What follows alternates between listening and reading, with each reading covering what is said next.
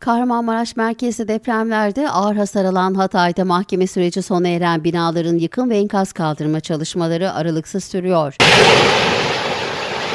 Antakya ilçesi Küçükdalyan mahallesinde bulunan 6 katlı apartmanda iş makinesiyle kontrollü olarak yıkıldı. Binanın kağıt gibi yerli bir olma anı ise kameralara yansıdı. 6 katlı binanın yıkımı esnasında herhangi bir olumsuzluk yaşanmadı.